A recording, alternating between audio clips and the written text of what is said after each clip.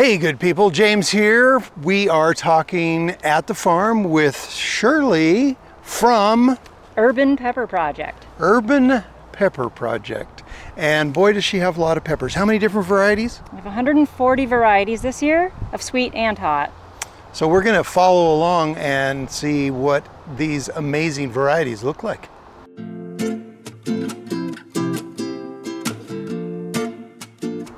This is a jalapeno, and this is a pretty cool pepper because this is a jalapeno, and if you were to take a bite of this, you would really think you're about to get hit with the heat. Zero heat. Zero heat jalapeno. Final color is red. We eat them mostly green. This here is a mini bell. This will either turn, so I can't tell which color this is going to be, but it'll be red, yellow, or orange, or a chocolate. Here's one that's almost ripe here. These chocolate ones are gorgeous because inside they're red. Really, really pretty. This unfortunate fellow is a habanada, similar to the jalapeno, but this is one that's still alive, and here are a couple of ripe ones. Now these guys will taste just like a jalapeno, but have zero heat. It's a fun pepper. This here is called a white cloud. This is a bell pepper. This isn't quite ripe. It will turn almost white, the lightest yellow white, and it's sweet and crunchy, delicious, sweet pepper.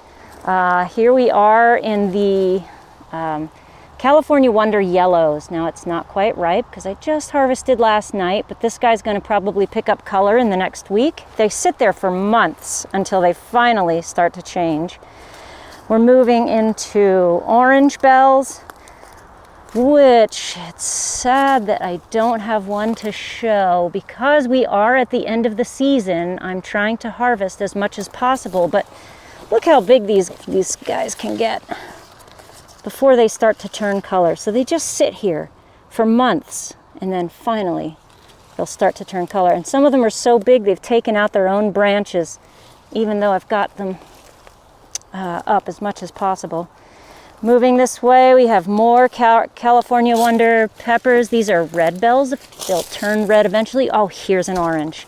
Let me show you this because this is just gorgeous. Look at that. That's the final color here. We're going to wait till the rest turns color, but there's more in the wings. Those are crunchy, sweet, delicious. This is a Purple Beauty pepper. Gorgeous. Turns black everywhere. Don't know why they don't call it Black Beauty. Maybe the name's been taken too many times, but it will be bright green on the inside and that color on the outside. Just delicious.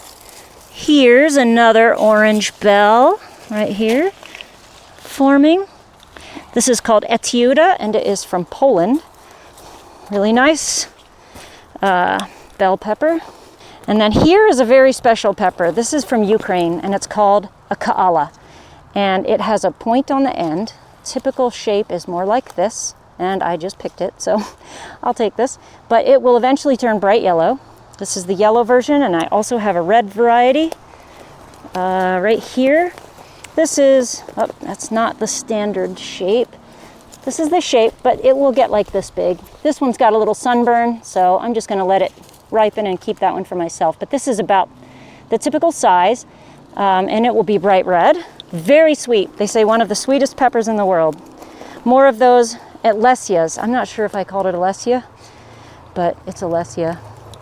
So Shirley, going back to the sunburn, explain to me why that happens and maybe how to prevent it. Okay, yeah, that's a good question. And it happens a lot with especially thicker walled peppers that don't have a lot of foliage to hide.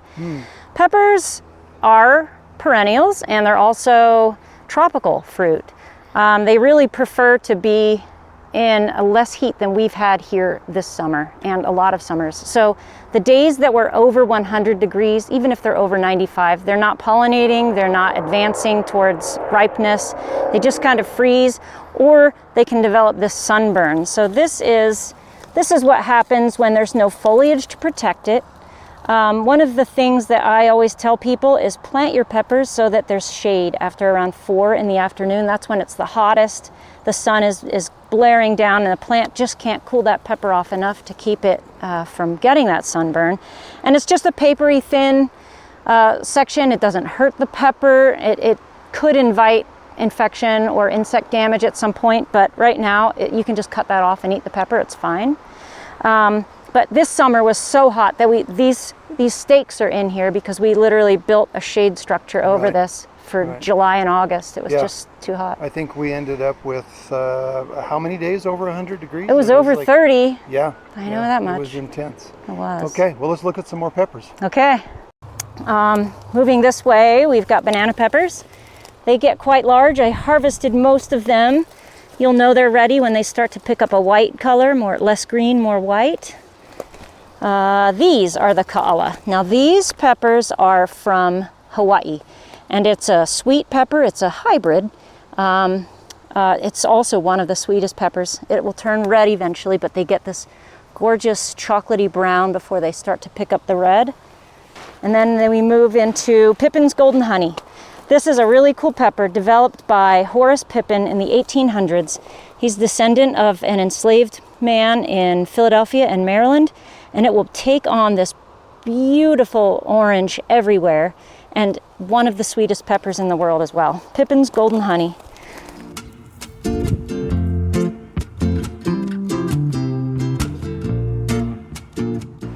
So we just finished a row of sweet peppers. Now we're going to turn up the heat. And Shirley's going to tell us a little bit about these hotter peppers, but stay tuned to the end because we're going to get real hot. So this is one of my favorite rows. This whole long row is filled with ahies. So they are the ahi peppers. They're from the motherland of all peppers, which is Peru and Bolivia. So they've traced back the roots of all peppers, tomatoes, corn. There's a lot of plants from that part of the world.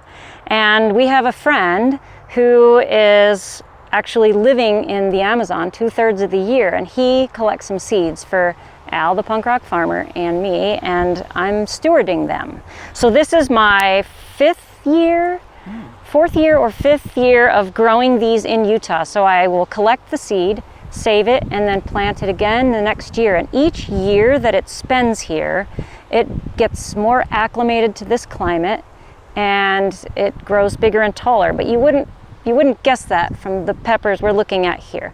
So these are a little stunted because they are in a lot of shade. We're in shade right now, but it's the middle of the day.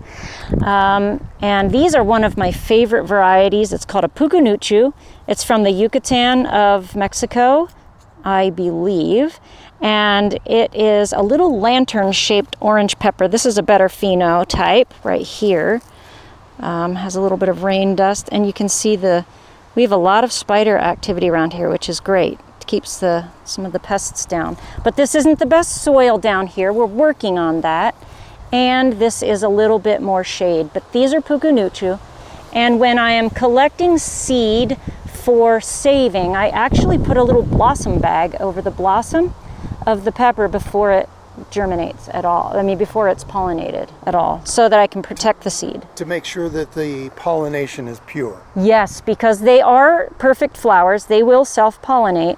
However, if somebody else comes in, like a bee or a grasshopper or something else, and pollinates that pepper for you from somewhere else, then we get crosses. Okay. And I have quite a few crosses out here. Not that I don't love them, but I'd like to keep some pure seed. So those are pucunuchu. Then we're moving into the ahi margaritino. I'm sad I put this down this end of the row because I think I only have one or two of them. Yeah, 2 plants. And it's just not producing as heavily as I would have liked, but that's a really beautiful pepper. And most ahis, if not all of them, have a fruitiness that is really pleasant. I mean, they have names like ahi mango, ahi pineapple, ahi strawberry, and some of that's for the color, but it's also for the fragrance. When you cut that open, it smells like fruit salad. It's so good. Wow. It's so wonderful. And it enhances your salsas. It enhances what you cook with them. And I will continue on and tell you a little bit about some of the other uses in Peru for those. This is the ahi fantasy. It's my first year growing this one. I did not get this seed from Peru, but it's a pretty cool pepper. Fruity. These are mainly 30 to 60,000 Scoville peppers, in that range, if you're familiar with Scovilles. A jalapeno is like 5 to 15,000 Scovilles on average. And like a habanero is $3.50 to $4.50, depending on if you've got the orange or the Caribbean red. They get hotter with the Caribbean. This is the ají cristal, and this is a sad little plant. They usually get about 4 feet tall and are packed with pods, but it's a beautiful, tasty ají pepper. They ripen to this beautiful peachy red. I do love those. Here we've got an ají chicotillo, and one thing about the ají peppers is the flowers are usually white with green inside. This is the flower, and here is a ripe pod. Delicious, dehydrated and turned into pastes or used in salsa. Moving this way, I have the Brazilian starfish, which is my logo, and it's one of my favorite peppers. This is an orange, and the most common ones are red, the red Brazilian starfish, and I've had a 3-year-old plant that gets 7 feet tall and loaded with, I don't know, hundreds and hundreds of pods all at once. Wonderful, sweet pepper. Here's one that's ripening. This is a standard, this is a typical phenotype right here. They look like a little spaceship. This is ripening. Then we're moving here to the arabibi. And this is also a cross because the arabibi is typically about the size and shape of a tic tac, and these have crossed with something else, and they're also thicker walled. Typically they're really thin walled, like paper thin and full of seeds. And it's one of the original, like the mother pepper, because the original peppers were tiny, and that we've kept breeding them for different flavors and heat levels, and birds always ate them and spread the seeds. Birds do not mind the heat. It's mammals that feel the heat of a pepper. So you can feed them to reptiles, I suppose they wouldn't tell. Chickens birds. would love them? Chickens love them. They don't feel the heat. Yeah. I wonder what it does to your eggs. I don't know. We might be able to tell. Yeah, we need to do some experiments. Yeah. Spicy eggs. Okay, this is a tepequin. This is a wonderful pepper. They get pretty big, like 2-3 inches long. Nice medium walled pepper. I'd say it's around 50,000 Scovilles. And then this is a classic. This is the chiltepin. This is, some call it chili tapin, chiltepin. This is a classic, original mother pepper. Tiny, birds love them. Hundreds of little flowers will form. Here's a flower. Aren't they cute? And they're a lot to harvest. They sort of pop right off when they're ripe, but until then they're not. Are the classic pollinators bees, or is it a variety of insects? You know, Wind? What can we count on for pollination? Definitely bees. Yeah. But yeah, the wind can also do it, even a tap. So when I do the blossom bags, sometimes I just come through and tap them. Okay. Or I'll tickle them, I call it. Okay. Or I will, some people, I won't say I because I don't really do this, but you can get an electric toothbrush and just come and zzz, zzz, interesting. And get them to pollinate that way. Okay. And we're moving into the limos. Okay, the limos. This is a larger, sturdy, hardy plant. This is not quite full size, not quite ripe, but they will eventually turn red. These are classic in Peruvian cuisine. You'll hear them discussed a lot. And it's the variety 3, variation 3. So some limo are not red, just to tell you that. Okay. These are. Okay, this is a fun one. This is ají mango. And of course, this isn't ripe. This will eventually turn orange. It's a fun little pod. And they're actually pretty darn hot. I'm gonna say they're more in the range of 50 to 70,000 Scovilles. We were surprised by those. Have quite a few of these. Here's the ají strawberry. Beautiful. Got some that are nearly ripe. Strawberry because of the color or because of something in the flavor? You know, this is the one case where I feel like it's the color. Okay. Not the flavor, because we have not detected the taste of the flavor of a strawberry when we've cut them open. So I think in this case that is about color. About color. This is more strawberry, and this plant is more typical of the height. So as we go this direction, as we go north, we're coming out of the shade, and a lot of the plants that direction that we've seen are stunted because of the shade. And I Okay. think the soil quality gets lower as we go that way because the soil has been built over the years up at this direction. Tells us where we need to improve. Yeah, it really does. Now this is one of my favorite crosses. This is a cross between an ají verde, which I will show you in a minute, and the ají pineapple. And the crazy thing is the ají pineapple in its ripe stage is bright yellow, which you'll see also in a moment. I hope there's some left. This is a cross with the verde, which turns a light green, almost white. And literally this tastes like passion fruit and smells like passion fruit. I love this cross. Is it still spicy? Oh yeah.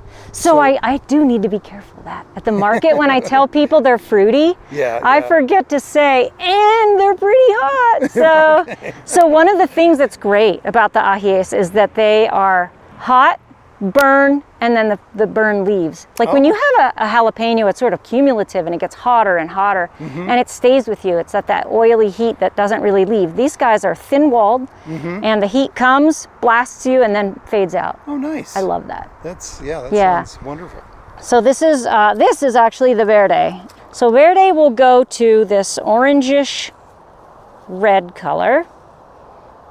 But when it's ripe, I mean, this is fully ripe. When it's ready to eat, it's more like this color and a little whiter green. And then we come into my all-time favorite ají, and that ají is the ají pineapple. Oh yeah, there we go. Bright yellow. It's the screensaver on my phone. I love these. Definitely pineapple when you cut that open. Okay, now we're going to go into the bonus round. We're going to get really hot. Okay.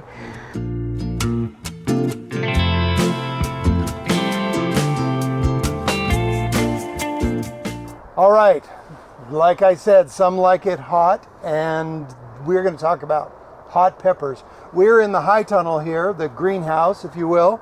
And why is it that these are in the greenhouse? What difference does it make being in here as opposed to out in the field? Yeah, that's important because these peppers take so long to develop their flavor, shape, heat, color, that I need to start them earlier. I start these seeds in January. Okay. Typical peppers I'll start in March. Okay. But these guys I need to start right around Christmas. Okay. And they still are very slow. You'll still see there are a lot of flowers on these, and they would really have liked to be here for several years. I mean, some people have them 10 years old or more. And your typical plant time out in the field, out in the elements is when? Yeah, so that is usually around Memorial Day. Okay. Because I do not want it to be lower than 40 degrees at night in the air, and I want the soil temperature to be about 60 degrees. Okay. So that takes about 10 days in a row of 60-degree Fahrenheit temperatures to get the soil to that temperature. Okay.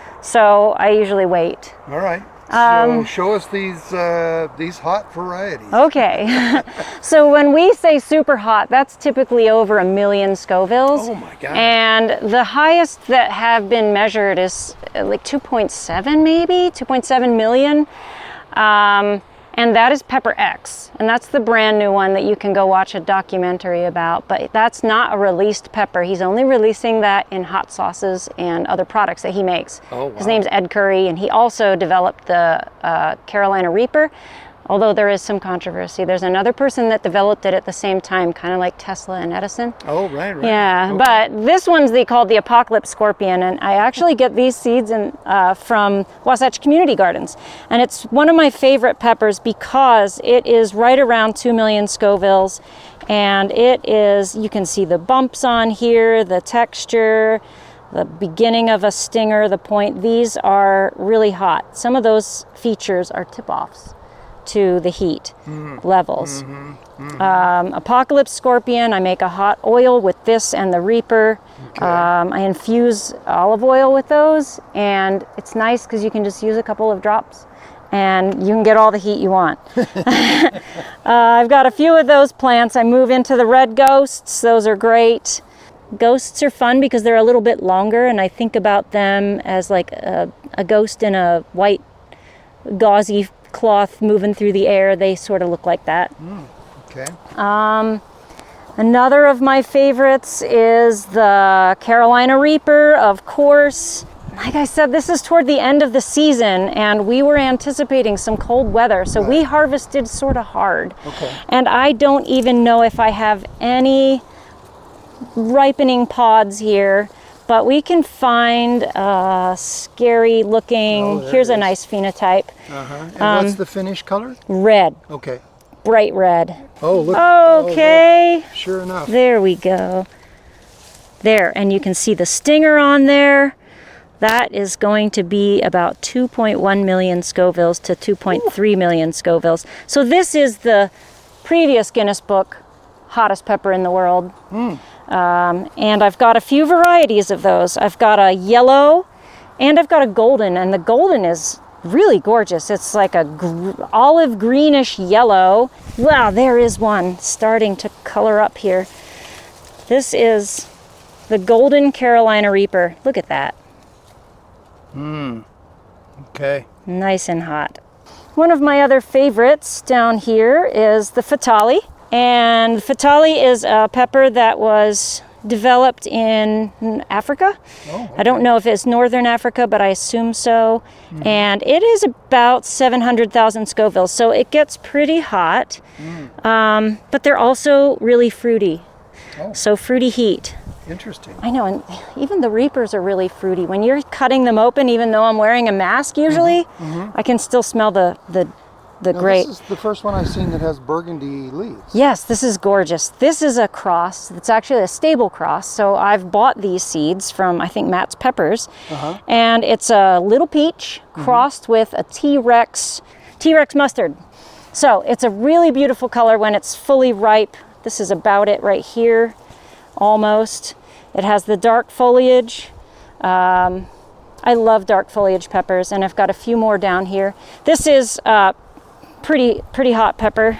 I'm not going to announce the Scovilles because I don't know that it's been tested. This is a cool pepper. This is called a Primatali, and this is around 2 million Scovilles as well. It is similar to a Reaper in shape, but it usually has a much longer tail. Like the tail is freakishly long. This one doesn't have that. Here's one that's a little more to form. Look at the tail. The stinger, some people call it. Another of my favorites this year is my first year growing this. This is called the Purple Murupi. Very hot. You can eat it from this color all the way to its final color.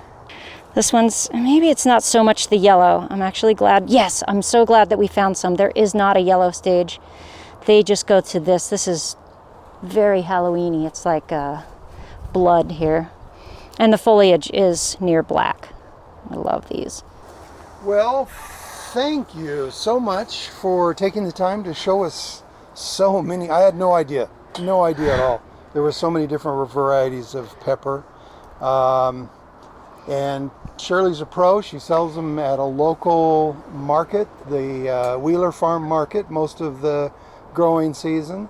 And that makes them very limited distribution. For those of you watching from New York or Dallas or wherever that may be, you'll have to find your own local gardener growing peppers. But thanks so much for walking and showing me today. This has been great. Thank you. It's been fun. All right.